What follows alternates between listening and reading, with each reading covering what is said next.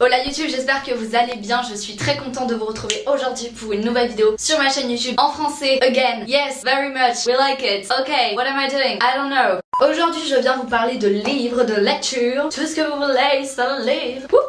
Je suis très malaisante donc je vais arrêter ça tout de suite. Aujourd'hui je reviens avec une vidéo qui s'appelle Et oui tu sais lire un titre et si on lisait plus. Aujourd'hui je vais t'expliquer comment toi tu peux lire plus et comment on va le faire ensemble parce que c'est un défi commun tu vois, on se serre les coudes en fait, on y va ensemble. Je sais pas ce que je raconte de la merde je crois.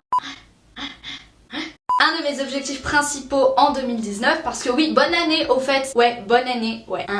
Un de mes objectifs principaux en 2019 c'est de lire plus de livres. Quand j'ai annoncé ça à ma famille clairement ils étaient là genre oui bien sûr Capucine on y croit hein. Quand j'étais petite je lisais énormément, j'écris des histoires, j'écris toujours hein. Mais bon disons que c'est un peu genre...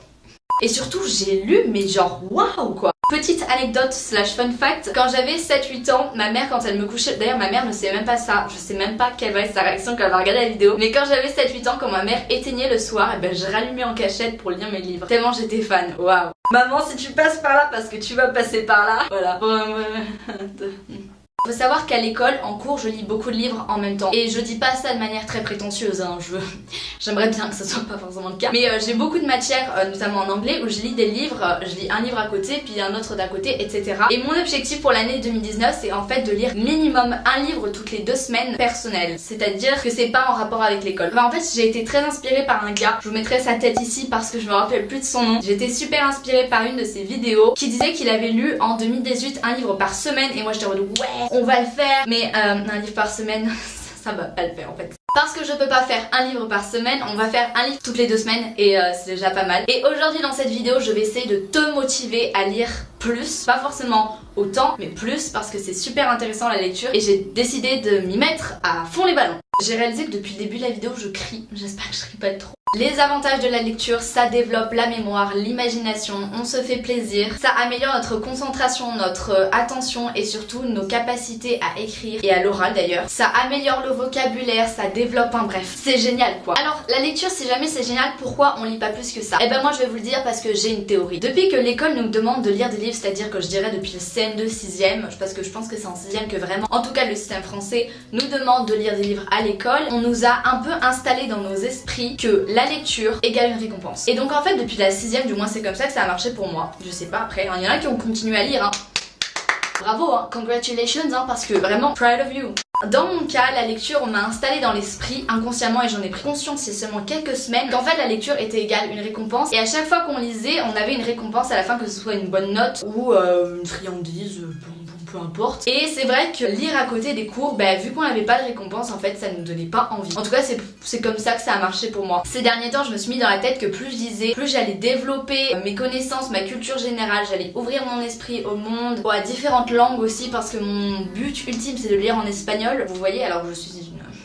Lire que ce soit des livres de fiction, policiers, romantiques, j'adore ça et en fait je le fais pas parce qu'il y a rien au bout et ça me décourage. Mais au fond, je pense qu'il faut se mettre dans l'esprit qu'au bout, c'est la culture générale, en fait c'est pour soi qu'on lit, c'est pas pour les autres. Et ça je pense que ça met du temps à rentrer, moi ça a mis beaucoup de temps. Alors maintenant, comment lire plus? On dirait que je présente une émission TV à chaque fois que je parle, c'est vraiment génial. Maintenant, comment lire plus? Je vous conseille de prendre un livre assez fin et si jamais vous êtes dans un gros livre, je vous conseille de lire éventuellement, j'ai envie de vous dire 2 livres à la fois ou alors vous l'avez sur votre portable parce que ça peut être cool aussi, je sais qu'il y a des versions. Parce que le gros livre en fait il va rester à la maison et le petit livre dans votre sac ou dans votre truc de tous les jours en fait et je vous conseille de lire beaucoup dans les petits temps libres, que ce soit 5 minutes ou 10 minutes quand vous attendez le bus, quand vous êtes en train de prendre votre petit déj parce que moi ça m'arrive de prendre mon petit déj toute seule, dans le bus, en attendant le bus, en attendant une amie, dans le couloir en cours, je vous conseille de toujours trouver ces petits moments pour lire et vous verrez que vous allez avancer dans votre livre, ça va être fou. Je vous conseille de choisir un temps de lecture par jour et de vous y tenir, ou alors pas forcément par jour mais par semaine et de vous y tenir parce que c'est comme ça que ça avance, c'est comme ça que ça marche. Au niveau des livres, je dis lire mais ça peut être format papier ou format électronique, en sachant que personnellement ce que je fais c'est que j'ai l'application Wattpad, je vous l'écris juste ici sur mon téléphone et en fait je lis 2 livres en même temps, un livre, non même plus que 2 du coup au moins 8. Personnellement je lis un livre papier, un livre sur mon téléphone, c'est à dire que le livre papier c'est la maison et l'école c'est pas le même. À l'école